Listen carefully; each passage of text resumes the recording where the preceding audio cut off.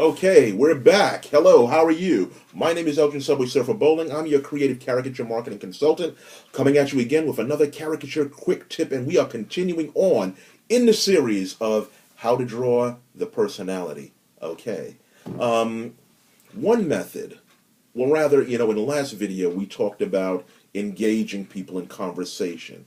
Okay, and you might say, well, that's easy for you because you seem gregarious, articulate, all of those superlatives. You're a talky guy. You're a chatterbox. I could tell, Elgin. You're a chatterbox. You probably do this all the time. And I would have to say to you, wrong, wrong, wrong, wrong.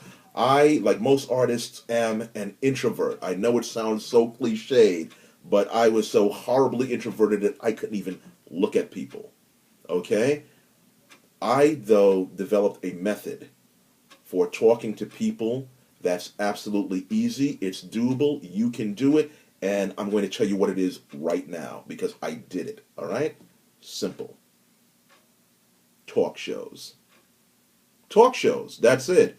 And by talk shows, I mean either talk radio or I mean TV shows. Now, I'm going to date myself because I'm 51 years old. What I don't mean is don't listen to the talk shows that are out today because they're just out to expose people, embarrass people, trash people. I don't really consider those talk shows. The shows from the 70s that I, kind of like, Johnny Carson show, Dick Cavett show, David Susskind show, what else we had back then?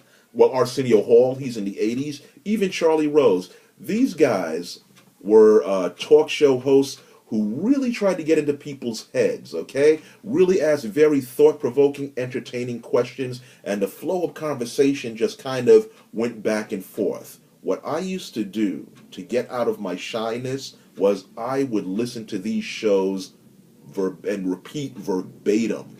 I'm talking about verbatim. I did this by myself because if anybody heard me, they would think I was nuts.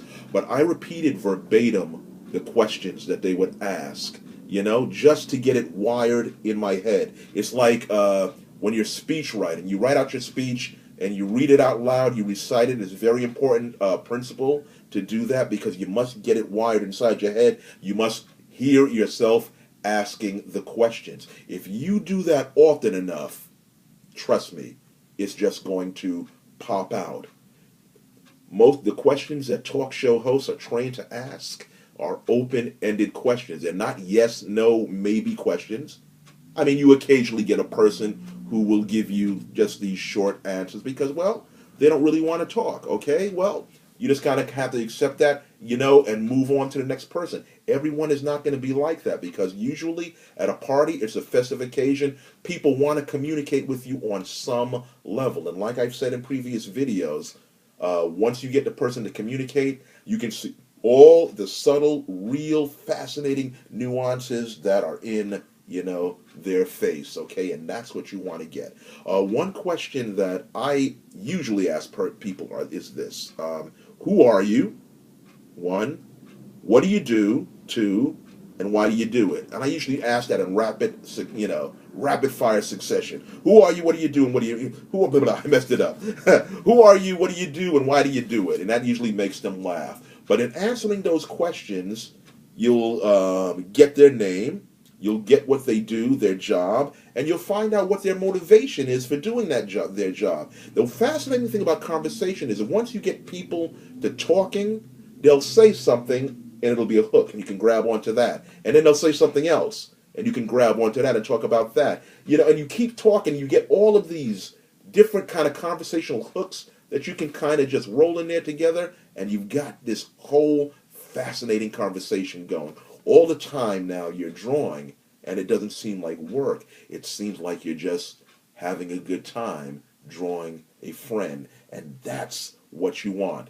Another great question that I ask people is, what's the biggest misconception that people have about what you do?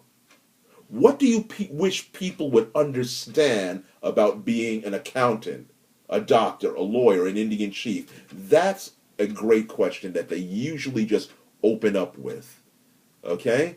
Great thing about questions, that I learned as a 911 operator when I used to work for the police department was when you hide behind your line of questioning, there's no fear because you're asking the questions.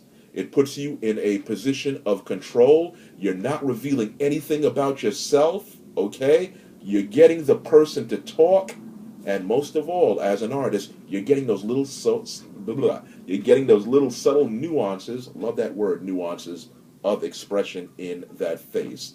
So hide behind your line of questioning, and you will be able to draw the personality and get that likeness. This is Elgin Subwaysurfer Bolling, your creative caricature marketing consultant. Check me out on the web at www.subwaysurfer.blogspot.com or email me at cartoonsforyou2@aol.com. That's cartoons, the number 4, the letter U, the number 2 at aol.com. See you later.